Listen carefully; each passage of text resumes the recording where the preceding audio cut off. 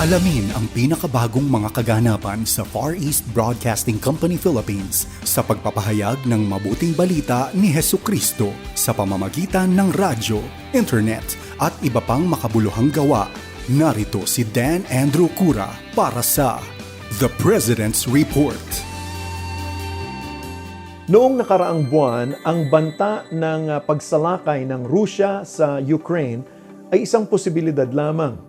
Ngunit ngayon, araw-araw nakikita natin sa mga balita ang malagim na katotohanan ng digmaan sa pagitan ng dalawang bansa.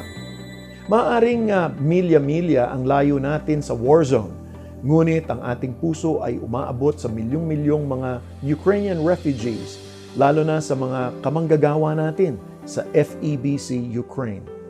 Nais kong ibahagi sa inyo ang sitwasyon sa FEBC Ukraine at naway samahan ninyo kami sa panalangin para sa ating mga kasamahan doon.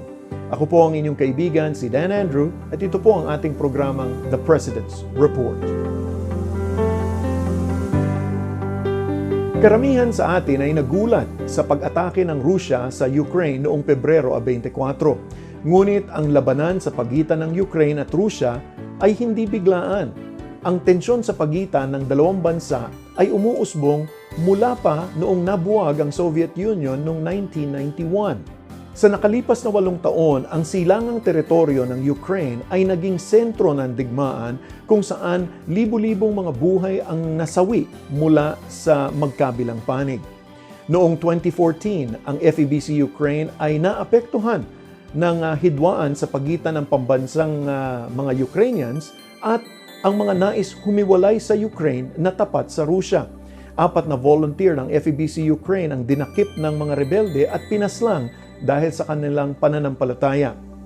Ang mga kalalakihang ito ay masigasig na naglingkod sa Panginoon sa ministeryo ng FEBC Ukraine sa loob ng maraming taon upang ipalaganap ang pag-ibig ng Diyos sa kanilang mga kababayan.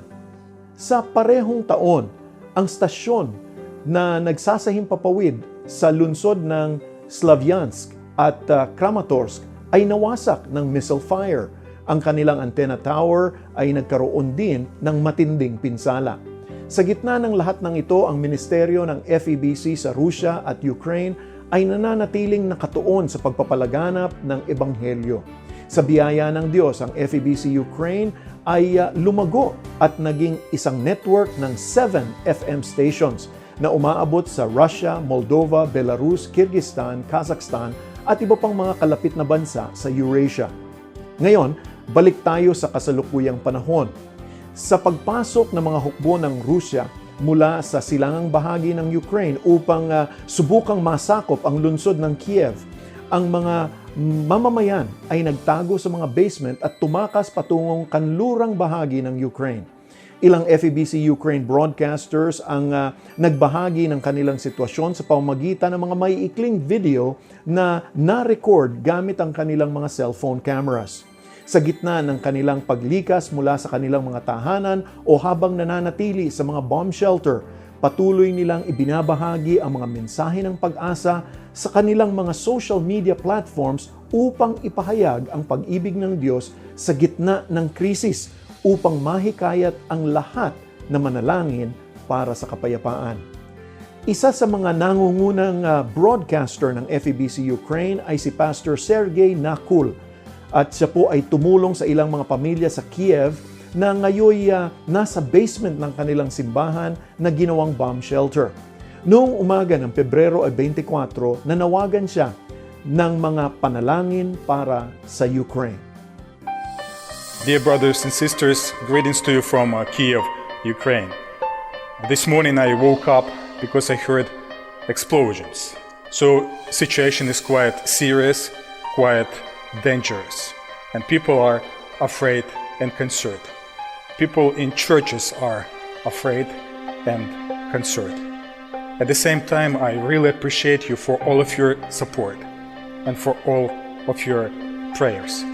Please keep calm and continue boldly and wisely pray to our Lord. Please pray for our people. Please pray for our families and churches. Please pray for all of our pastors, all of our missionaries, all of our radio hosts who share good news of gospel of Jesus Christ. Because in these dangerous times, this is what our people really need. And this is our priority. So we really need your prayers, your support, in order to be with our people and to show them hope that they could find only in our Lord Jesus Christ. Because He is the only one who could give real peace. Sa 7 stasyon sa Ukraine, ang isa ay nawasak, ngunit patuloy pa rin ang kanilang pagsasahimpapawid mula sa natitirang 6 na stasyon. Sa awa ng Diyos, ligtas ang lahat ng staff ng FEBC Ukraine at ang kanilang mga pamilya. Habang ipinapanalangin natin ang kapayapaan sa Ukraine at Russia, ipanalangin rin natin ang mga ministeryo ng FEBC doon. Naway patuloy na bigyan ng ating Panginoon ang ating mga staff, broadcaster at counselors na pagkakataon na makipag-ugnayan sa kanilang mga tagapakinig. Sila'y nagsisilbing tinig ng pag-asa para sa marami, kaya talagang kailangan nila ng karunungan at kalakasan upang ipagpatuloy na ipalaganap ang Ebanghelyo. Marami pang mga tao ang umaasa sa pagsasahimpapawid ng FEBC bilang tanging pinagmumulan ng kanilang kaalaman patungkol kay Hesukristo. At kahit sa panahong ito, nananatiling pinakamabilis at pinakamaasahang paraan ang komunikasyon ng radyo.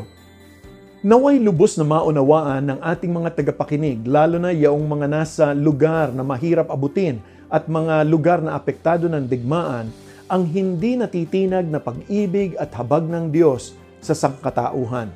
Dalangin namin na sa madilim na pagkakataong ito ay marami ang magtiwala kay Hesukristo bilang kanilang Panginoon at tagapagligtas.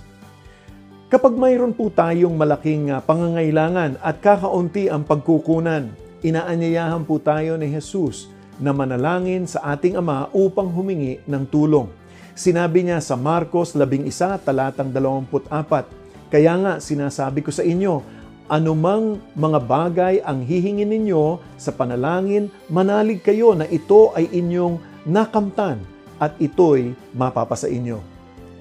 Para po sa mga panibagong updates mula sa Ukraine at Russia, maaari mong tignan ang official Facebook page ng FEBC Eurasia o bisitahin ang kanilang website febceurasia.org. Ibinabahagi rin natin ang mga prayer updates na ito sa ating FEBC Radio Facebook page at website na febc.ph. Maraming salamat po sa inyong pagsama sa akin ngayon. Ako po ang inyong lingkod at kaibigan si Dan Andrew para sa The President's Report. Mag-ingat po kayo at pagpalain po kayo ng ating Panginoon. Inyong napakinggan ang The President's Report. Kung nais ninyong maging kabahagi ng gawain ng Far East Broadcasting Company Philippines, bisitahin ang aming website donatenow.febc.ph o mag-email sa info@febc.ph para sa inyong mga katanungan o mungkahi.